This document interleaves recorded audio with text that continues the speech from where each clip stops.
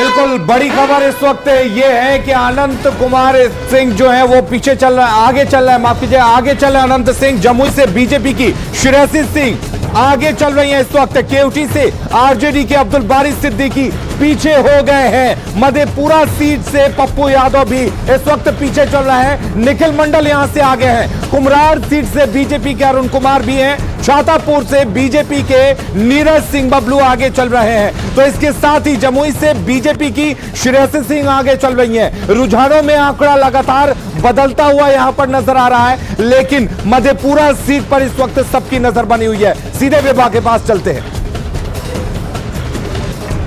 बिल्कुल, तो देखिए 180 विधानसभा सीटों पर रुझान इस वक्त सामने आ चुके हैं और रुझान ये कह रहे हैं कि देखिए कांटे का टक्कर, कांटे का मुकाबला यहाँ पर सबके बीच में, और मुकाबला किन बड़े चेहरों के बीच में, कौन आगे चल रहा है, कौन पीछे चल रहा है। और बिल्कुल बड़ी जानकारी लाइव रिजल्ट हब से सहयोगी विवेक दे रहे हैं। बिल्कुल बड़ी जानकारी, बिहार जगमग हो रहा है, यही दावा किया जाता था, लेकिन अभी खबर आ रही है कि जिनके ऊपर इन दावों का दारोमदार था, विजेंद्र जी के बारे में क्या जानकारी है? विजेंद्र प्रसाद यादव के बारे में। विजेंद्र यादव जो बिजली मंत्री हैं, बिजली के लेकर नीतीश कुमार कई तारीफें किए हैं, वो लीड कर रहे हैं, यानी कि बिजली जो है उनके काम आ रही है। चलिए, बिजली काम आ रही है, बिजली काम आ रही है, गति बनी रहे विभाग। बिल्कुल, तो देखिए इस बात को तो कोई नकार नहीं सकता है कि बिजली से बिहार की जनता इस वक्त रोशन जरूर हो रही है, लेकिन ये बिजली पार्टी को, गठबंधन को कितना जगमग करती है ये देखना होगा। और इसीलिए बार बार कह रहे हैं कि इस पर अपनी नजरें गड़ाए बैठिए। हायाघाट सीट से बीजेपी रामचंद्र पासवान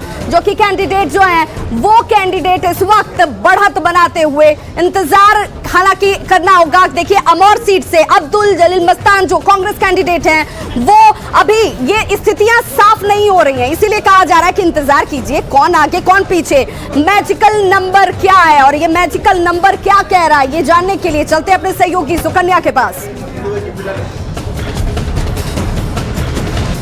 तो बिल्कुल विभा, अगर फिलहाल ताजा आंकड़ों की हम बात करें तो 181 विधानसभा सीटों पर शुरुआती रुझान आए हैं और धीरे धीरे जो डिफरेंस है एनडीए और महागठबंधन में वो बढ़ता जा रहा है। जो एनडीए शुरू में लड़खड़ा रही थी अब थोड़ी संभली है और 92 सीटों पर एनडीए का खेमा जो है वो आगे चल रहा है। और अगर हम महागठबंधन की बात करें तो 84 सीटों पर महागठबंधन आगे चल रहा है। और फिलहाल नफा नुकसान की हम बात करें तो 5 सीटों के नुकसान में एनडीए खेमा है, वहीं महागठबंधन को 5 सीटों का फायदा हुआ है। इसके अलावा अन्य और एलजेपी को जिसको वोट कटवा की संज्ञा दी गई थी, और इन सब के बीच आपको बताएं कि जिनको वोट कटवा की संज्ञा दी गई थी वो भी यहाँ पर अपनी पहचान बनाते हुए दिखाई दे रहे हैं। चलिए कुछ अहम आंकड़े आपको दिखाते हैं और ये जानने की कोशिश करते हैं कि जो मुस्लिम डोमिनेटेड इलाका है, जो सीमांचल का इलाका है, वहां पर क्या कुछ स्थिति है।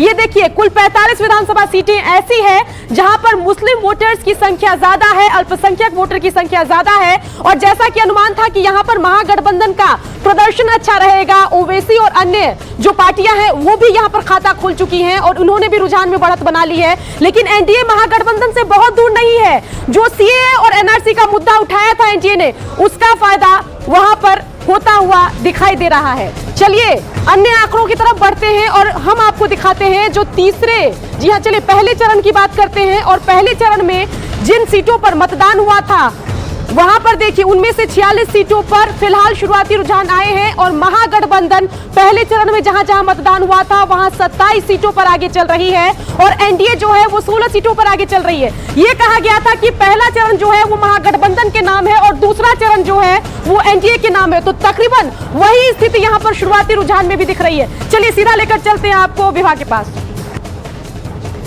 बिल्कुल सुकन्या, तो देखिए कैसे